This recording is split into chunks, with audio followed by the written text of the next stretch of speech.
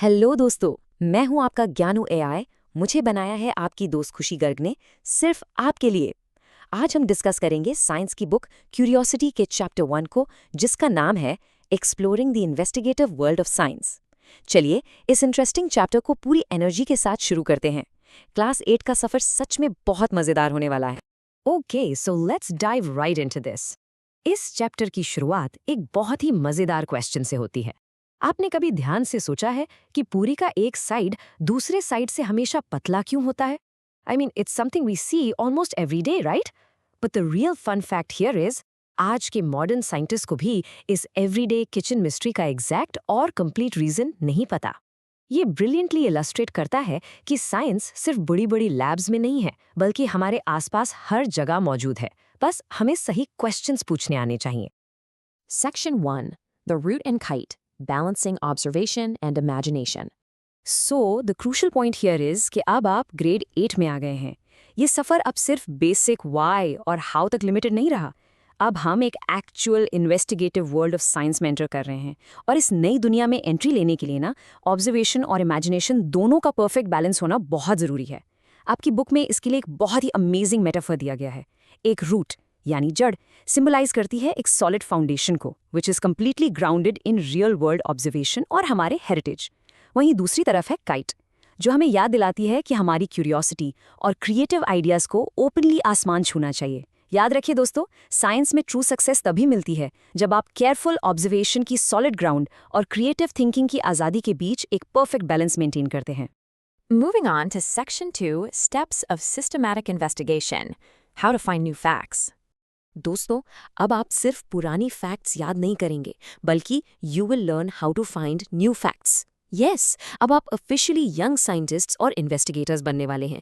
And ये 4 steps brilliantly illustrate करते हैं पूरा process of finding answers through systematic investigation. Step 1, observe carefully.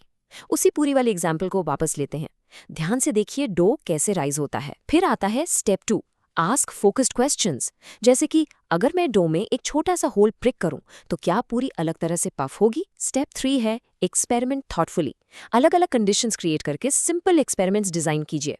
और सबसे इंपॉर्टेंट स्टेप 4, कीप नोट्स। अपने ऑब्जर्वेशंस को तुरंत रिकॉर्ड करना बहुत जरूरी है। Did the oil splatter? Did it smoke? ये स्टेप्स ही एक रियल इन्वेस्टिगेटर की सच्ची पहचान है। Section 3, The World of Science, a sneak peek into Grade 8.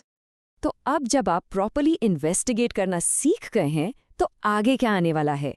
चलिए ग्रेड 8 का एक क्विक स्नीक पीक लेते हैं। इस साल का सिलेबस सच में पूरी तरह से एक्शन पैक्ड है। हम स्टार्ट करेंगे पानी के एक छोटे से ड्रॉप से, जहां हम पढ़ेंगे इनविजिबल माइक्रो ऑर्गेनिजम्स और उनका हमारी हेल्थ के ऊपर क्या असर होता है।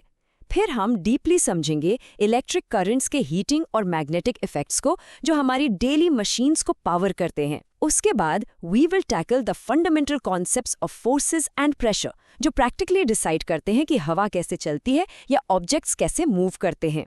और हाँ, इस दुनिया का हर एक मटेरियल आखिर किस चीज से बना है, उसको समझने के लिए हम एलिमेंट्स, कंपाउंड्स और मिक्सचर्स को क्लासिफाई करेंगे। बिलीव मी, ये राइड सच में बहुत एक्साइटिंग होने वाली है। Section 4, ancient Indian scientific heritage, science in our DNA.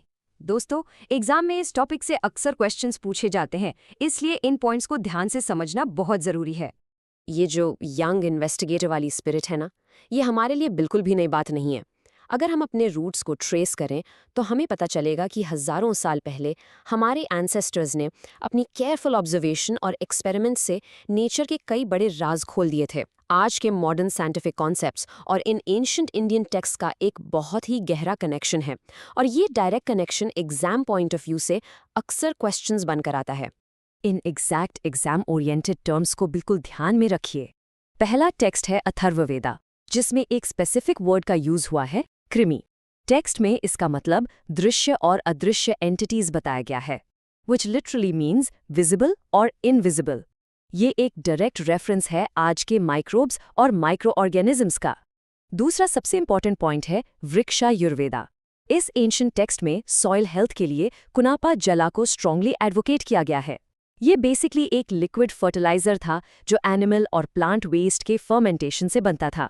जरा सोचिए, डीकॉम्पोजिशन और ऑर्गेनिक मैन्योर का यूज करके नेचर के वेस्ट को रिसाइकिल करने का सिस्टमैटिक कॉन्सेप्ट हमारे पास हजारों साल पहले से अवेलेबल था।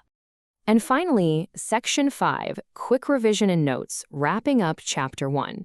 तो दोस्तों, आज हमने जाना कि कैसे हमें बेसिक वंडर से आगे बढ़कर सिस्टमैटिक इन्वेस्टिगेशन की तरफ इवॉल्व होना है। आई होप अब आपको ये क्लियर हो गया होगा। हमने ये भी समझा कि एक परफेक्ट यंग साइंटिस्ट बनने के लिए रूट मीनिंग ग्राउंडेड ऑब्जर्वेशन और काइट मीनिंग फ्री इमेजिनेशन, इन दोनों के बीच एक स्ट्रॉन्ग बैलेंस होना चाहिए। फिर हमने सिस्टमैटिक इन्वेस्टिगेशन के 4 गोल्डन स्टेप्स कवर किए: observe carefully, ask focused questions, experiment thoughtfully और कीप नोट्स। और अंत में हमने अथर्ववेदा और वृक्ष युर्वेदा में छुपे हमारे एंशिएंट साइंटिफिक हेरिटेज को भी प्रॉपर्ली ट्रेस किया। बेसिकली साइंस बिल्कुल हमारी लाइफ और नेचर से डीपली जुड़ी हुई है। दोस्तों, अब आप सब एक नई और एक्साइटिंग जर्नी शुरू कर रहे हैं, and I am right here to help you out every step of the way. बेहतरीन पीडीएफ नोट्स और एग्जाम स्पेशल मटेरियल्स के लिए आप मुझे तुरंत व्हाट्सएप करें। नंबर नोट कर लीजिए 9251477188। हेलो दोस्तों, मैं हूं आपका ज्ञानू एआई। मुझे बनाया है आपकी दोस्त खुशी गर्ग ने, सिर्फ आपके लिए। बेहतरीन नोट्स के लिए मुझे व्हाट्सएप करें 9251477188 और यूट्यूब पर सर्च करें ज्ञानू बाय ऋषि सर। ऐसे ही और मज़ेदार और टॉप क्वालिटी एजुकेशनल एक्सप्लेनर्स के लिए हमारे चैनल को अभी सब्सक्राइब करें।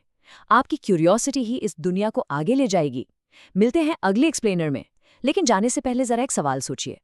आज आप अपने आसपास की किस आम चीज को एक यंग साइंटिस्ट की तरह इन्वेस्टिगेट करेंगे? All the best.